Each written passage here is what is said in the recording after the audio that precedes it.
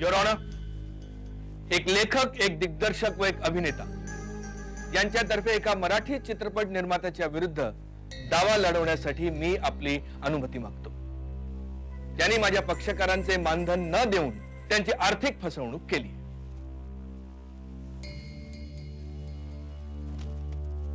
Milord, माझे वकील मित्र ज्यांच्या वतीने हा खटला लढू इच्छित आहे त्या व्यक्ती आणि आरोपी निर्माता या चार वेगवेगळ्या व्यक्ती नसून एकच व्यक्ती आहे. त्यामुळे आरोपीचा वकील म्हणून मी कोर्टाला विनंती करते की त्यांनी हा खटला दाखलच करून घेऊ नये. I object your milord. कारण आपल्यावर झालेल्या अन्यायाविरुद्ध आवाज उठवणं हा प्रत्येक माणसाचा मूलभूत अधिकार आहे आणि आज माझ्या फिर्यादी या कोर्टापुढे तो अधिकार बजावू इच्छित आहे. माझ्या वकील मित्रांनी सांगितलेली गोष्ट अगदी खरी आहे की आरोपी आणि फिर्यादी ही एकच व्यक्ती आहे. पण एकच व्यक्ती आपल्यात असलेल्या अनेक व्यक्तींना एकाच वेळी अनेक नात्यानं बघत असते. उदाहरणार्थ, एक व्यक्ती लहानपणी हट्टी आणि दुराग्रही असते, आपल्या वडिलांचं काहीही ऐकत नाही. पण तीच व्यक्ती, point to be noted milord, तीच व्यक्ती जेव्हा मोठी होते, पिता होते, तेव्हा मात्र आपल्या अपत्यानं आपलं ऐकलंच पाहिजे असा त्यांचा हट्ट असतो, आग्रह असतो, अट्टास असतो. त्याचप्रमाणे मिलॉर्ड, त्याचप्रमाणे माझ्या पक्षकारांनी, हो पक्षकारांनीच, कारण व्यक्ती जरी एक असली तरी त्यांच्या प्रत्येकाच्या भूमिका, मनोभूमिका वेगवेगळ्या आहेत, निरनिराळ्या आहेत. आणि म्हणूनच एक लेखक, एक दिग्दर्शक व एक अभिनेता या तिन्ही मनोभूमिकांनी आपल्यात असलेल्या निर्माता या मनोभूमिकेला आरोपी ठरवलेला आहे. Your honour. मिलॉर्ड, माझ्या वकील मित्राला मला सांगावंसं वाटतंय, मनोभूमिकेतील संघर्ष हा वास्तविक पाहता मानसोपचार तज्ञाकडे जाऊन सोडवायला हवा. त्यासाठी कोर्टाचा अमूल्य वेळ वाया जाऊ नये म्हणून मी कोर्टाला आरोपीतर्फे नम्र विनंती करते. युअर ऑनर, माझ्या वकील मित्राच्या विनंतीच्या शब्दांचा नीट विचार करून काय तो निर्णय द्यावा. कारण माझ्या वकील मित्रांनी असं कुठेही उल्लेख केला नाही की आरोपी निर्दोष आहे किंवा आपल्यावरील आरोप फेटाळतोय. मी माझ्या वकील मित्राला आणि कोर्टाला विनम्रतापूर्वक सुचवू इच्छितो की मानसोपचार तज्ञाकडे गेले 6 महिने, point to be noted milord, गेले 6 महिने उपचार घेऊनही आरोपी आणि फिर्यादी यांच्यातला झगडा संपलेला नाही, संघर्ष संपलेला नाही. उलट मानसोपचार तज्ञाच्या सल्ल्यावरूनच हा खटला दाखल करण्यात आलेला आहे. जगातील कुठल्याही न्यायालयात आजपर्यंत दाखल न झालेला हा असा अभूतपूर्व दावा आहे आणि तो आपण दाखल करून घ्यावा ही विनंती. आरोपी आणि फिर्यादी ही दोन्ही पक्ष कोर्टात हजर आहे, तेव्हा पुढची तारीख न देता दावा सुनावणीस घ्यावा ही विनंती. कारण प्रश्न तत्वाचा आहे. थँक्यू.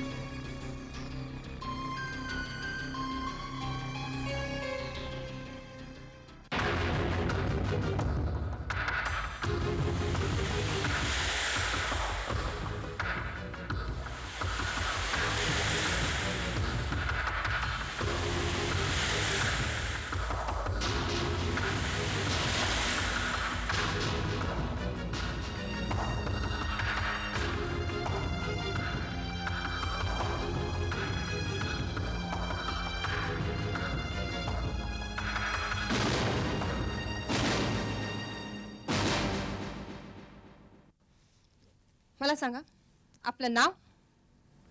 अशोक महाजन, वय? 50. आपला व्यवसाय? काही नाही. काही नाही म्हणजे पूर्वी बँकेत नोकरी करत होतो. नोकरी सोडून चित्रपट व्यवसायामध्ये आलो आणि निर्माता झालो. म्हणजे तुम्ही चित्रपट निर्माते आहात? आहात नाही, होतो. एका मराठी चित्रपटाची निर्मिती केली. 2 वर्ष झाली त्या गोष्टीला. आता काही करत नाही. तुम्ही चित्रपट निर्मिती कोणत्या संस्थेच्या नावाने केलीत? Mad group production.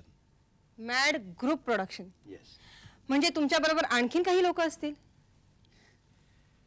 चित्रपट निर्मिती हे एका माणसाचं काम नाही. त्यासाठी अनेक माणसांची मदत घ्यावी लागते. I know that. पण मला म्हणायचंय, निर्माता म्हणून तुमच्या ग्रुपचे आणखीन किती जण जबाबदार होते? हे बा, माझ्या प्रोडक्शनचं नाव जरी मॅड ग्रुप प्रोडक्शन असलं तरी प्रोप्रायटर म्हणून मी एकटाच जबाबदार आहे. म्हणजे फिर्यादीने केलेल्या आर्थिक आणि मानसिक फसवणुकीच्या दाव्यासाठी तुम्ही एकटेच जबाबदार आहात. मी कुणाचीही फसवणूक, मग ती आर्थिक म्हणा किंवा मानसिक, केलेली नाही. मला अजूनही मान्य आहे की मी फिर्यादीचे देणं लागतो, पण मी कुणाची फसवणूक केलेली नाही, कारण त्यांना द्यायला माझ्याकडे पैसेच नाही, म्हणून मी ती पैसे देऊ शकलो नाही त्यांना. आणि हे जितकं सत्य आहे तितकेच ते सुद्धा या परिस्थितीला जबाबदार आहेत. म्हणजे तुमच्यावर केलेला आरोप तुम्हाला अमान्य आहे. हे पहा, मी तुम्हाला पुन्हा निक्षून सांगतो की मी फिर्यादीचे पैसे देणं लागतो, पण मी कुणाची फसवणूक केलेली नाहीये. उलट माझीच फसवणूक झालेली आहे. That's all milord.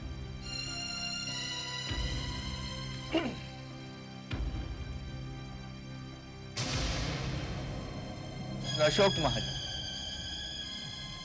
तुम्ही तुमची जवानी अगदी माझ्या वकील मित्रांनी पडवल्यागत दिली. सत्य सांगायला पडवावं लागत नाही, उलट खोट्याचं पितळ उघडं पडू नये म्हणून खोटं पडवावं लागतं. Very good. म्हणजे फिर्यादीने जो तुमच्यावर आरोप केलाय तोच आरोप तुम्ही फिर्यादींवर करताय. ही तुमची कल्पना मात्र नव्हे ना? कल्पना नाही, वस्तुस्थिती आहे. नुसतं आरोप करून चालत नाही मिस्टर महाजन, ते सिद्ध करायला लागतं, आणि ते सिद्ध न झाल्यास नुकसान भरपाई करावी लागते. वकील महाशय, तुम्हाला राग येणार नसेल तर तुमच्या विधानामध्ये एक दुरुस्ती सुचवावीशी वाटते. कोणती? आरोप सिद्ध करण्याचं काम वकीलच पार पाडतात. तुमचा काहीतरी गैरसमज होतोय मिस्टर महाजन. फिर्यादीने केलेला आरोप वकील सिद्ध करण्याचा प्रयत्न जरी करत असला तरी तो सिद्ध न झाल्यास आरोपीला जी नुकसान भरपाई करायला लागते ती फिर्यादीलाच द्यावी लागते. आणि वकिलाची फी सुद्धा. कारण वकील आपल्या कामाचा मोबदला घेत असतो. आरोप सिद्ध न झाल्यास वकिलाने फिर्यादीचं काम केलं नाही असं सिद्ध होतं. तसं असेल तर मग न केलेल्या कामाचा मोबदला मागणं हे पक्षकाराची फसवणूक नव्हे? ती पक्षकाराने केलेली स्वतःची फसवणूक असते मिस्टर महाजन. कारण पक्षकारांनी दिलेल्या माहितीच्या आधारावरच केस लढवायचा की नाही याचा सल्ला वकील देत असतो.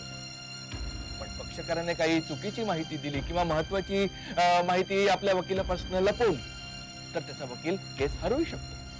तर अशा परिस्थितीत वकिलांनी पक्षकाराची नव्हे तर पक्षकाराने वकिलाची फसवणूक केली असं सिद्ध होतं. कारण कुठल्याही वकिलाला केस हरायला आवडत नाही. वकील महाशय, जसं कुठल्याही वकिलाला केस हरलेला आवडत नाही, तसंच कुठल्याही निर्मात्याला आपला धंदा तोट्यात गेलेला आवडत नाही. आणि धंदा तोट्यात गेला की कुणा ना कुणाची तरी देणी ही राहणारच. अर्थात एखाद्या निष्णात वकिलाप्रमाणे मी माझी बाजू मांडू शकत नसलो तर आपण माझ्या फिर्यादींची जबानी घ्या.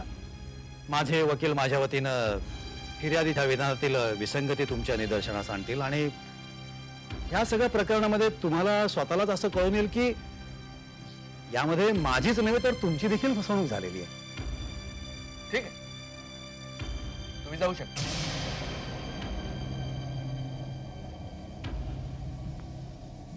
युअर ऑनर,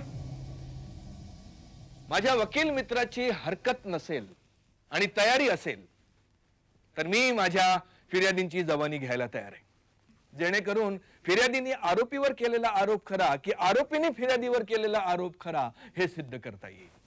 मिलॉर्ड, माझ्या पक्षकाराने दिलेल्या माहितीनुसार माझा पक्षकार फसवणुकीच्या संदर्भात निर्दोष आहे. फिर्यादीची उलट तपासणी घेण्याची मला जर संधी दिली तर आरोपीवरचा आरोप खोटा आहे हे सिद्ध करू शकते. मी माझ्या वकील मित्राला विनंती करते की त्याने प्रथम लेखकाची जबानी घ्यावी.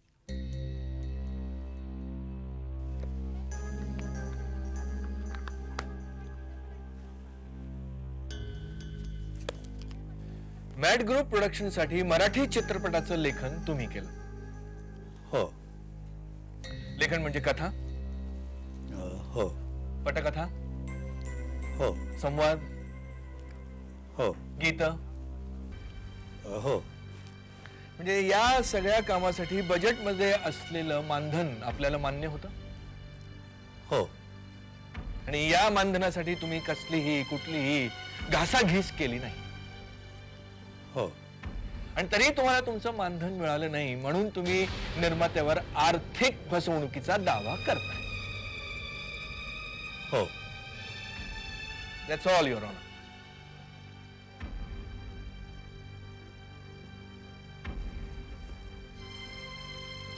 लेखकाच्या शब्दांना किंमत असते हे मला माहित होतं, पण लेखकाच्या अक्षरांना सुद्धा किंमत असते हे आज मला तुमच्यामुळे कळलं. हो या शब्दात 2 अक्षर आहेत. अक्षरांची वावगी उधळण टाळण्यासाठी तुम्ही होय ऐवजी हो म्हणाला.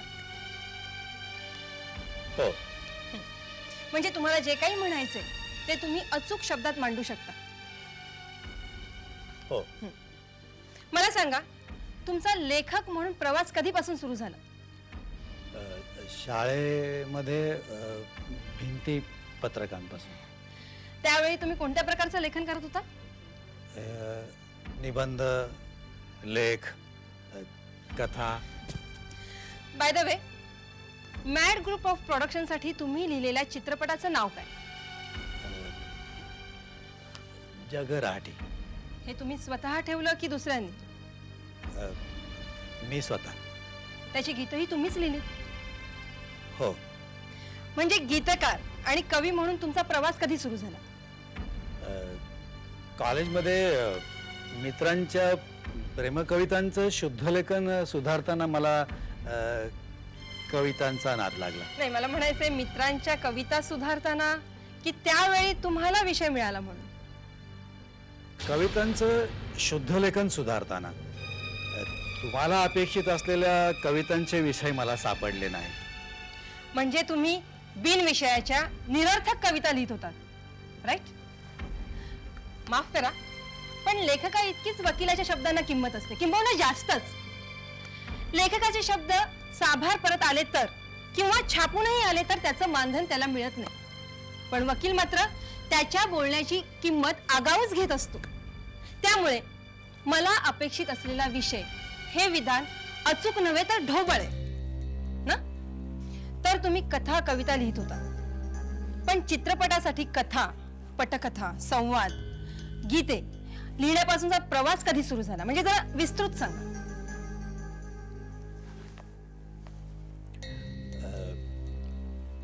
शाळेमध्ये असताना निबंध आणि मुद्द्यावरून गोष्ट या प्रकारामध्ये माझं प्रावीण्य होतं.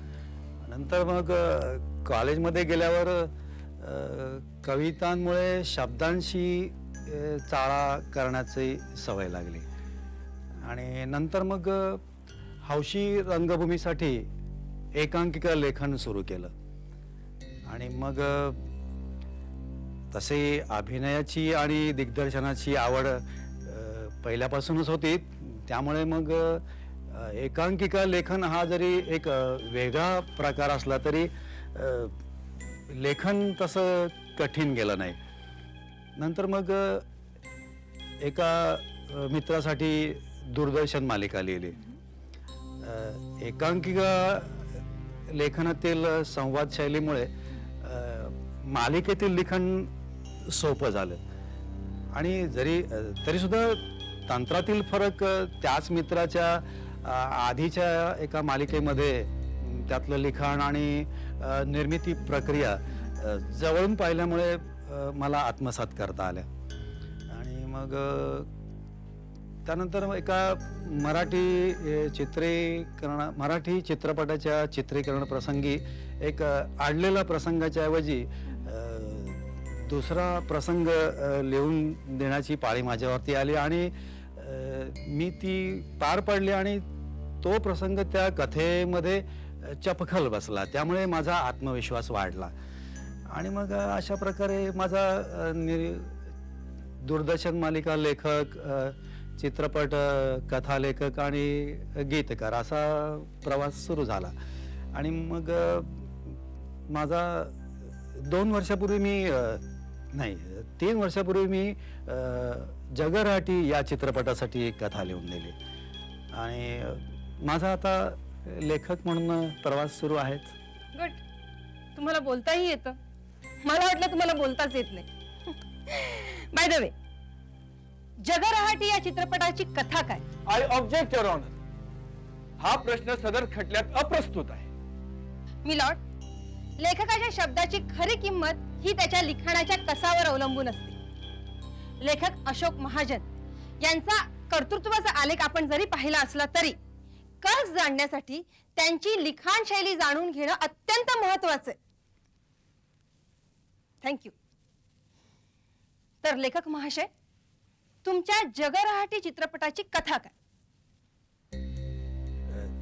दुसऱ्या टेस्ट ट्यूब बेबीला मूल झाल्यानंतर आणि मेंढीचं क्लोनिंग यशस्वी झाल्यानंतर शास्त्र मानवाला प्रगतीपथावर नेणार आहे की त्याची अधोगती घडवून आणणार आहे, या विषयावरती जगरहाटी या चित्रपटाची कथा आधारलेली आहे.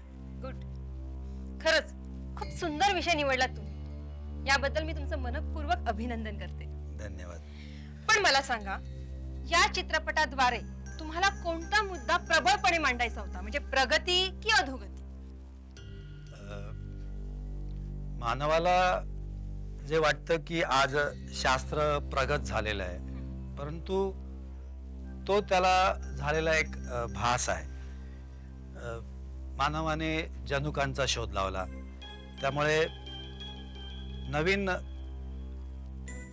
बुद्धिमान मानवाचं क्लोनिंग शक्य झालं, परंतु अजूनही भावनांना कारणीभूत असलेल्या जनुकांचा शोध लागलेला नाहीये.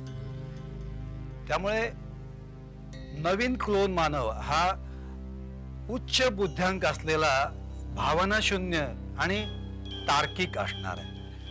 पण तसं पाहिलं तर जग हे भावनांवरच चालतं आणि भावनांच्या उद्रेकामुळे धर्मांधता जशी वाढते, त्याच्या कितीतरी पटीने त्या धर्मांधतेचा बिमोड करणारी शक्ती सुद्धा वाढत असते. आणि माझ्या दृष्टीने हीच खरी जगरहाटी आहे. आणि भावना हा आजच्यापासूनच नव्हे तर युगांपासून मानवजातीच्या अस्तित्वाचा पाया आहे असं मला वाटतं. गुड. एक्सलंट. आंतरराष्ट्रीय चित्रपट महोत्सवासाठी नामांकन मिळवण्याजोगा विषय ही चित्रपट समीक्षकांची स्तुती अगदी रास्तच होती. पण चित्रपट चालला नाही हे दुर्दैव. आता मला सांगा, एक लेखक म्हणून निर्मात्याशी तुम्ही लेखी करार केला होता? नाही. Point to be noted milord. तुम्ही जाऊ शकता. मिलॉर्ड, जगरहाटी चित्रपट लिहिणाऱ्या लेखकाला निर्मात्याशी लेखी करार करायचा असतो ही जगरहाटी माहित नसावी? तरीही माझा पक्षकार निर्माता लेखकाचं मानधन देणं बाकी आहे हे मान्य करतोय. हातात कुठलाही लेखी करार नसताना निर्मात्याने आपली फसवणूक केली हे शब्द वापरून लेखकाने बेजबाबदारपणे एक विधान केले. मी माझ्या वकील मित्राला विनंती करते की त्यांनी दिग्दर्शकाची जबानी घ्यावी.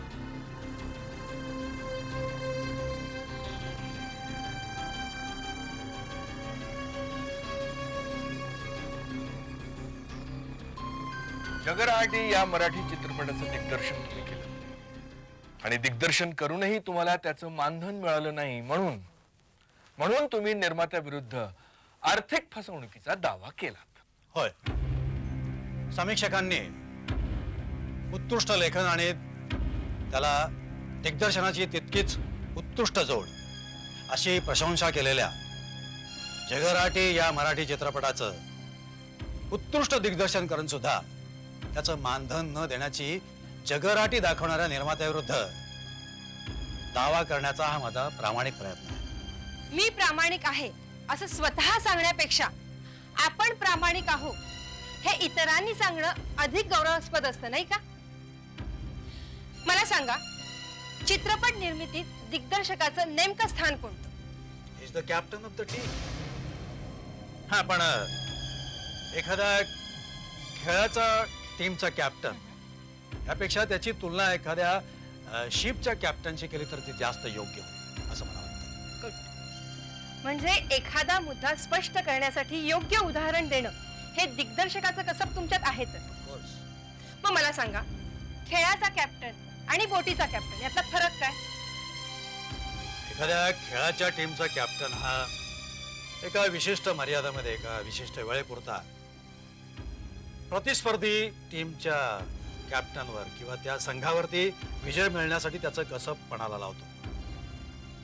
पण एका बोटीचा कॅप्टन हा त्या बोटीतल्या प्रवाशांचे ती बोट बंदरात उभी असली तरी बांधील असतो, कायम बांधील असतो. आणि त्याचप्रमाणे एखाद्या चित्रपटाचा दिग्दर्शक हा त्या चित्रपटाच्या निर्मितीच्या संकल्पनेपासून त्या चित्रपटाची निर्मिती प्रक्रिया पूर्ण होईपर्यंत त्या प्रोजेक्टशी प्रामाणिक असतो, बांधील असतो. म्हणजे जगरहाटी चित्रपटाच्या निर्मितीत तुमचं स्थान अगदी महत्वाचं होतं. ऑफकोर्स. जगरहाटी चित्रपटात सहभागी असलेले लेखक, आपण स्वतः दिग्दर्शक आणि फिर्यादी अभिनेता या तिघांना वगळता इतरांना मानधन मिळालं? अगदी स्पॉट बॉय पासून माझे सहाय्यक या सगळ्यांना मिळाले. निर्माते अशोक महाजन त्यांच्या जबाबदारीत कुठे कमी पडले अशी तुमच्या तिघांखेरीज कोणाची तक्रार होती? नाही, अजिबात नाही. उलट मी तर असं म्हणेन की प्रत्येकाला नाश्ता, जेवण, प्रवास भत्ता आणि मानधन हे अगदी वेळच्या वेळी मिळालेलं आहे. आणि हे सगळं मी स्वतः जातीनं पाहिलेलं आहे, कारण या सगळ्या प्रक्रियेशी मी स्वतः बांधील होतो. म्हणजे लेखक, आपण दिग्दर्शक आणि अभिनेता यांची नाश्ता, जेवण, प्रवास भत्ता याबद्दल काही तक्रार होती का? अजिबात नाही. पण त्या तिघांचं मानधन मिळवून देणं ही जबाबदारी तुमचीच होती. हो, हे मी अजिबात अमान्य केलेलं नाहीये. हा, पण या सगळ्यासाठी पैसा उपलब्ध करणं हे शेवटी निर्मात्याची जबाबदारी आहे. पण निर्माताही आपली जबाबदारी टाळत नाहीये. फक्त आजच्या घडीला तो पैसे उपलब्ध करू शकत नाही. मला वाटतं तुम्ही दिग्दर्शित केलेला जगरहाटी हा चित्रपट समीक्षकांनी गौरवला असला तरी धंद्याच्या दृष्टीने तो अयशस्वीच ठरला. नाही, चित्रपट अयशस्वी झालेला नाही. खरं म्हणजे आजच्या घडीला महाराष्ट्रामध्ये मराठी चित्रपटांसाठी चित्रपटगृहच उपलब्ध नाही आहेत. आणि दुसरी गोष्ट म्हणजे हा विषय ग्रामीण भागामध्ये चालण्यासारखा नव्हता. आणि तिसरी महत्वाची गोष्ट, आजच्या घडीला चित्रपटासाठी आगाऊ पैसे देणारा वितरक वर्ग सुद्धा मराठीमध्ये उपलब्ध नाहीये. पण या सगळ्याचा विचार तुम्ही आधी केला नसेल. हो, केला होता. संभाव्य धोक्याची सूचना तुम्ही निर्मात्यालाही दिली असेल. दिली होती, पुन्हा पुन्हा दिली होती. मग मला सांगा, अंदाजपत्रक आणि प्रत्यक्ष खर्च यांचं प्रमाण काय? अंदाजपत्रकापेक्षा 40% रक्कम जास्त खर्च झाली. का? याचं कारण म्हणजे महाराष्ट्रामध्ये कधीही न हाताळला गेलेला काल्पनिक हा प्रकार आम्ही प्रथमच या चित्रपटामध्ये हाताळत होतो. आणि दुसरी गोष्ट अशी की लेखकाकडून आणि माझ्याकडून ज्या काही सूचना केल्या गेल्या त्या गोष्टींना निर्मात्याकडून अनुमोदनच मिळत गेलं आणि त्यामुळे चित्रपटाच्या खर्चाचं प्रमाण वाढत गेलं. पॉइंट टू बी नोटेड मिलो. तुम्ही जाऊ शकता. ज्याच्यावर खर्चावर नियंत्रण ठेवण्याची जबाबदारी होती त्यांनी त्याची पैशाची उधळण करावी. मिलॉर्ड, मी माझ्या वकील मित्राला विनंती करते की त्यांनी फिर्यादी अभिनेता याची जबानी घ्यावी.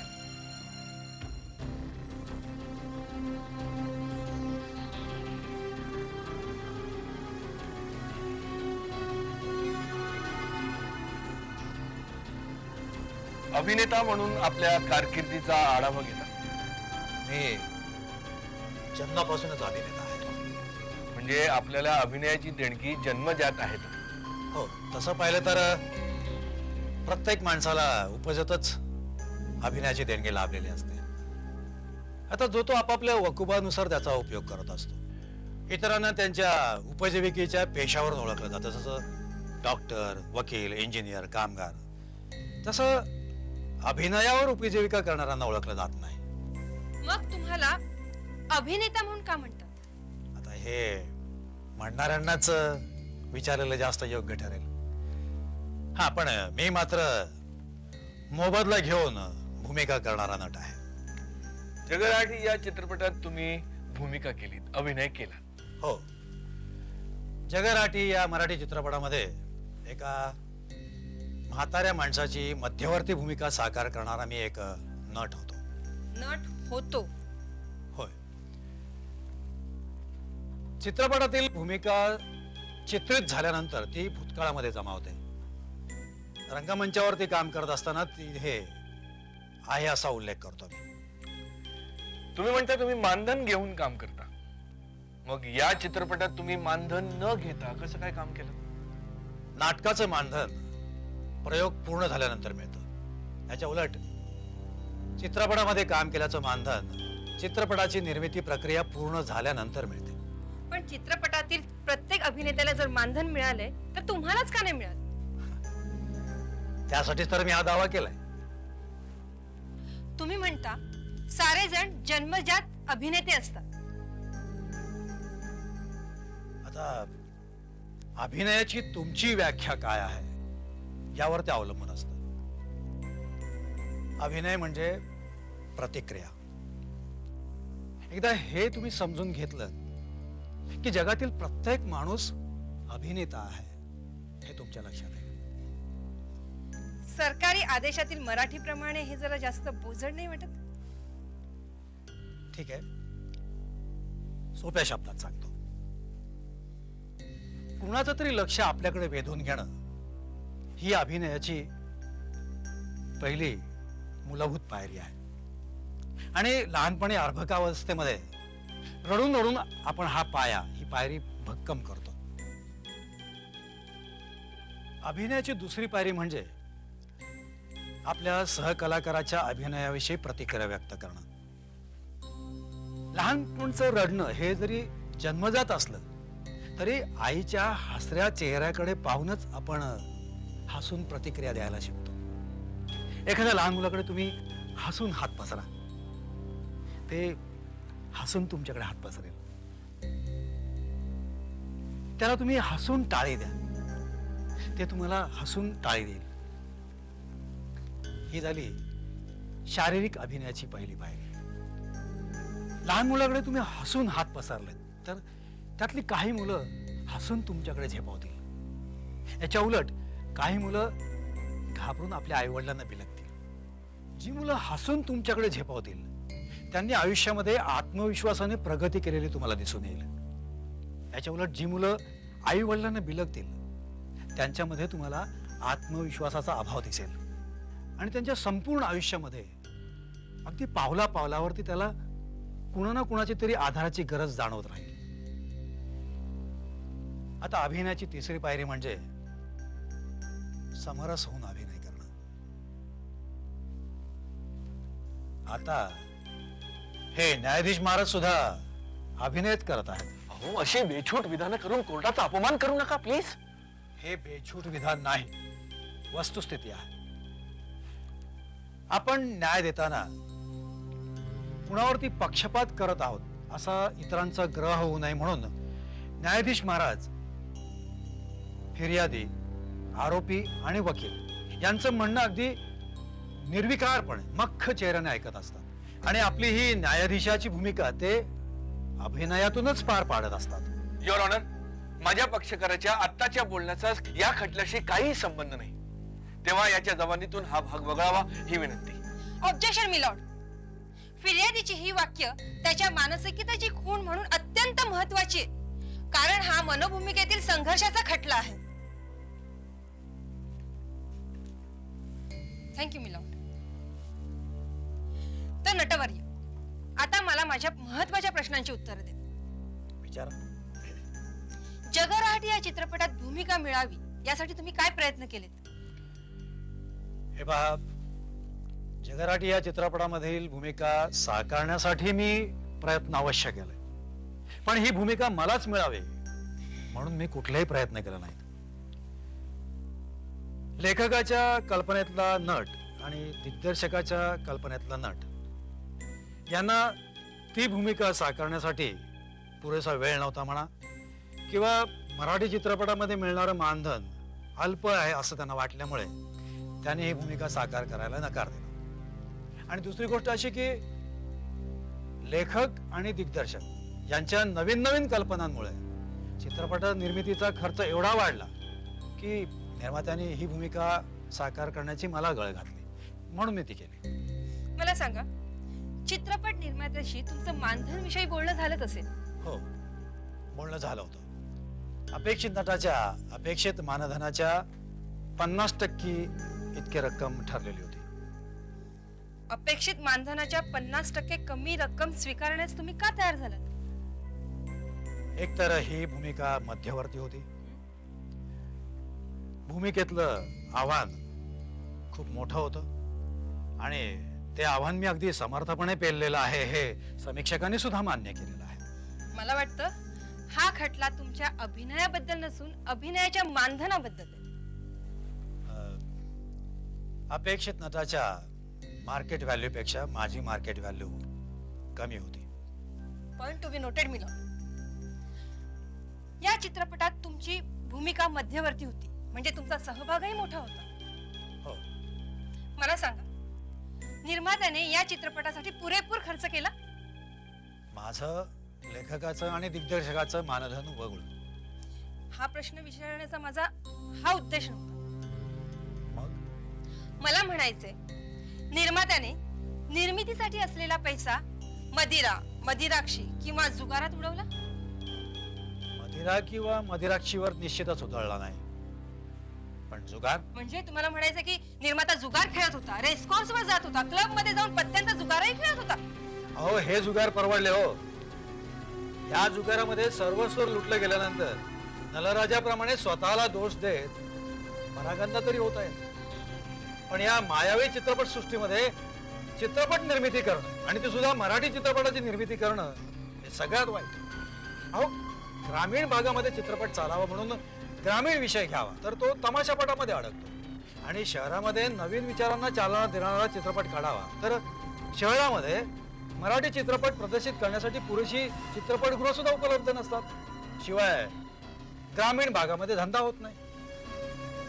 अशा प्रकारे सहनही होत नाही आणि सांगताही येत नाही, अशी अवस्था होऊन बसते विचारायची.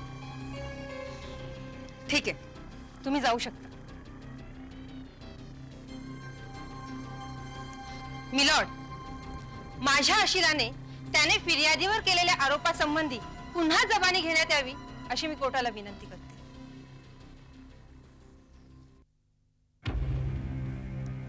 आतापर्यंत फिर्यादीने केलेली जबानी तुम्ही ऐकली. हो, ऐकली. तुम्ही फिर्यादींवर केलेल्या आरोपासंबंधी तुम्हाला आणखीन काही खुलासा करायचा आहे? होय. न्यायाधीश महाराज, मी एक सामान्य मध्यमवर्गीय माणूस, नोकरी करून उपजीविका करणार. चित्रपट निर्मिती हा तसा लाखोंचा जुगार. होय, मी सुद्धा याला जुगारच म्हणतो. आणि हा लाखोंचा जुगार खेळायला मी का उद्युक्त झालो?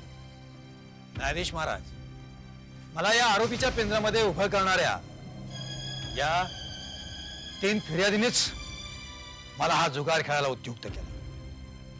या लेखकाने विणलं माझ्याभोवती शब्दांचं जाळ, आणि कोळिष्टकामध्ये एखाद्या कीटक अडकावा त्याप्रमाणे मी त्यामध्ये फसलो आणि अडकतच गेलो.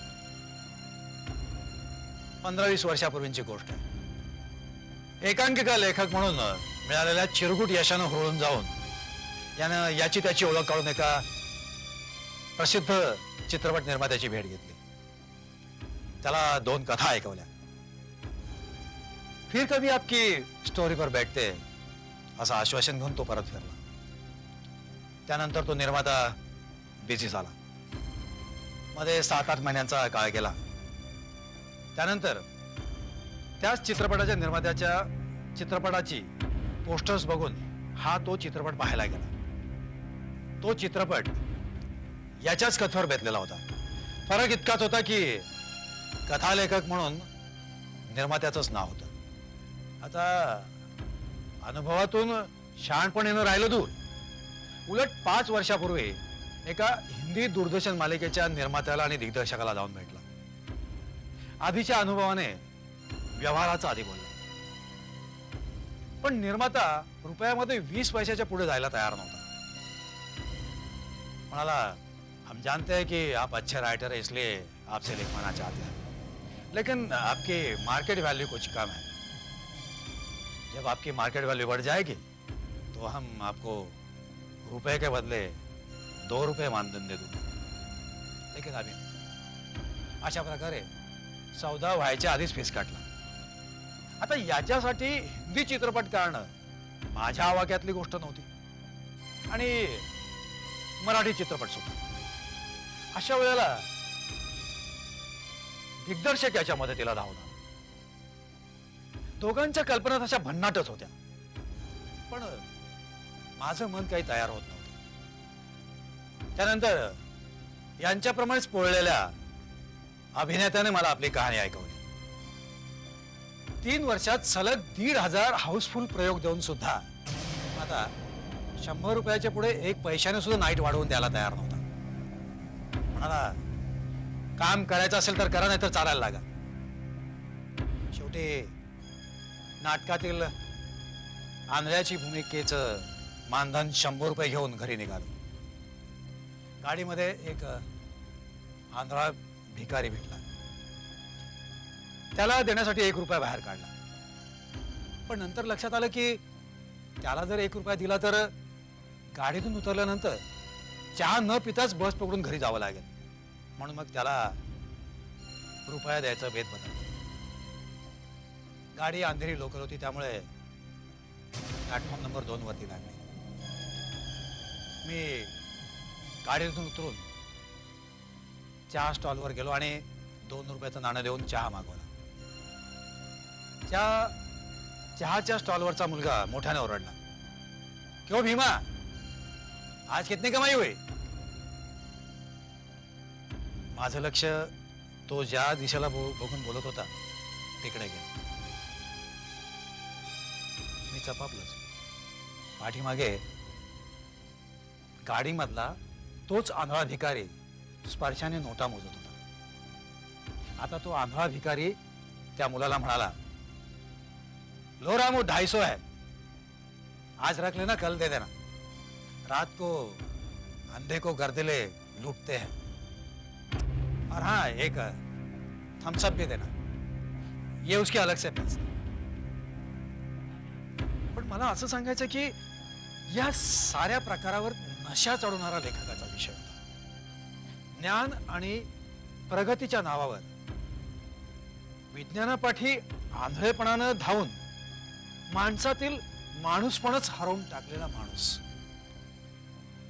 विज्ञानाने माणसाच्या प्रगतीबरोबरच त्याच्या भावना शोषून घेतल्या।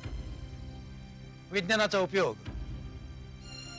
भ्रूण हत्या, गर्भपात, पर्यावरणाचा ऱ्हास यासाठी होऊ लागला। अंधश्रद्धा निर्मूलनाच्या नावाखाली भावनांचेच उच्चाटन करण्याचे प्रयोग सुरू झाले आणि त्यातूनच निर्माण झाला भावनाशून्य मेंढरांच्या मतीचा मानव समाज।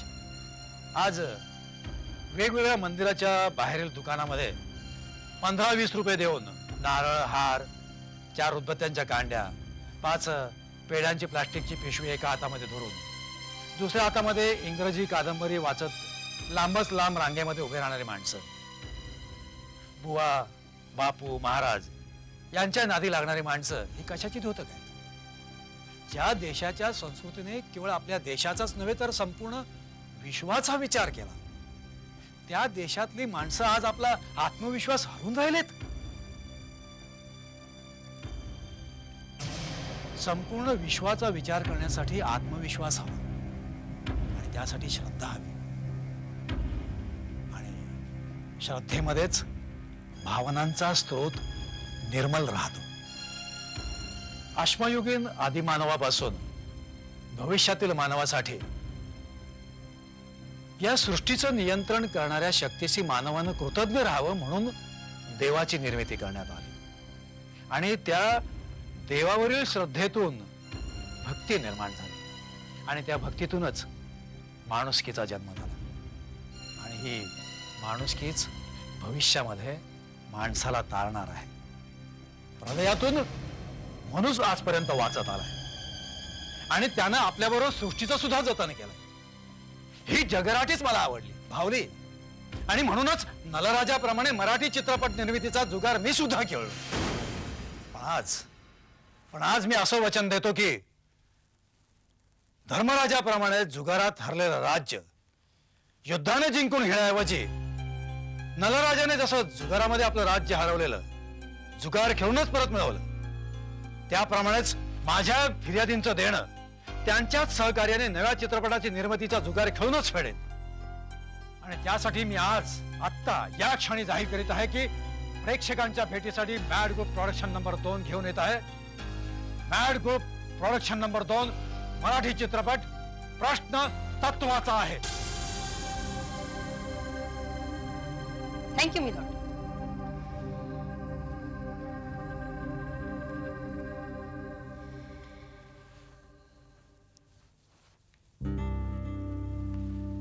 कॉंग्रॅच्युलेशन. थँक्यू.